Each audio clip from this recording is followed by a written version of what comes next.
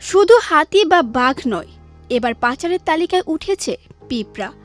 শুনতে অবিশ্বাস্য লাগলেও ঘটনাটি সত্যি, আর এই ঘটনা এখন চমকে দিচ্ছে পুরো বিশ্বকে।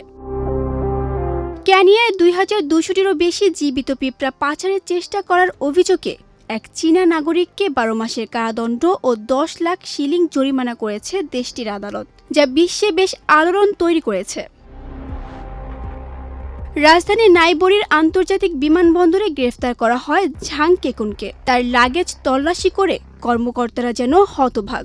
ভেতরে পাওয়া যায় 2200টিরও বেশি জীবিত গার্ডেন পিঁপড়া। তদন্তে উঠে এসেছে আরও চমকপ্রদ তথ্য।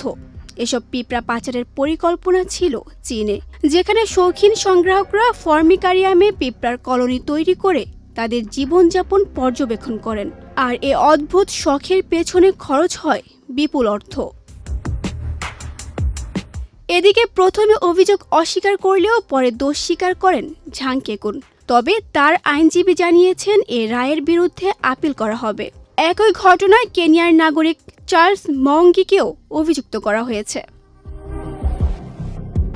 বিশেষজ্ঞরা বলছেন, এটি শুধু একটি বিচ্ছিন্ন ঘটনা নয়, বরং নতুন এক বিপজ্জনক প্রবণতার ইঙ্গিত। এখন আর শুধু বড় বন্য প্রাণী নয়, ছোট ও কম পরিচিত প্রাণীকেও টার্গেট করছে পাচারকারীরা, যা পরিবেশের জন্য বড় হুমকি হয়ে উঠছে। তানজু হাবিবা, বিজয় টিভি, ডেস্ক রিপোর্ট।